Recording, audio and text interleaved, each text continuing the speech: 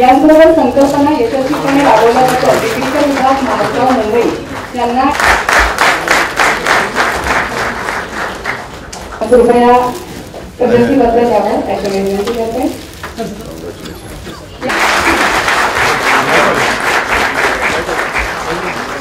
त्यांनी कृपया त्याचा स्वीकार करावा।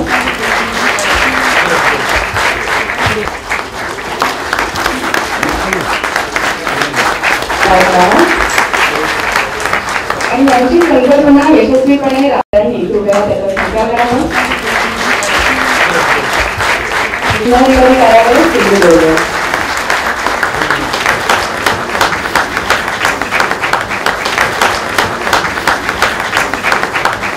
आपल्याला माहिती आहे की एका बाजूला देशाची अर्थव्यवस्थेची प्रगतीचा विकास जरा खूप वाढला होता।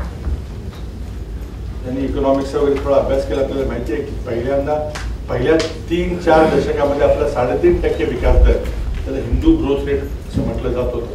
2-2.5% लोकसंख्या वाढ आणि अर्थव्यवस्थेची निव्वळ वाढ 3.5% म्हणजे दारिद्र्य निर्मूलन करायला 1% फक्त राहायचं। त्यानंतर मग 80च्या दशकामध्ये 90च्या दशकामध्ये आपण काही बदल केले आणि त्यामुळे विकास दर मात्र वाढला। महाराष्ट्रापुढचे जर मोठे आव्हान आपण जर पाहिले तर सर्वात मोठं आव्हान हे असमतोल विकासाचं आहे। कोणी काही जरी म्हटला तरी जवळजवळ राज्याचा निम्मा भाग प्रचंडपणे अविकसित आहे। आपल्या एकूण अर्थव्यवस्थेच्या 75% उत्पन्न हे 5 जिल्ह्यातून येतं, बाकी 25% उत्पन्न हे 30 जिल्ह्यातून येतं। आणि तिथं मग विकास करण्याकरता चांगले अधिकारी गेले पाहिजेत अशी आमची सर्वांची अपेक्षा असते।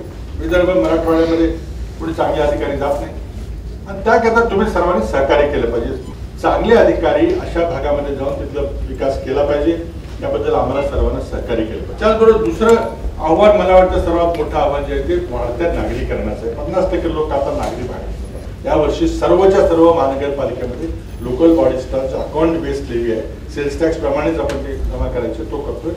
RTO मध्ये एका कार्यक्रमाला एका उपक्रमाला बक्षीस देण्यात आले आणि त्यामध्ये आपण आता 22 ठिकाणी ऑटोमॅटिक चेकपोस्ट उभे केलेले आहेत। एकाचं उद्घाटन काही दिवसापूर्वी केलं।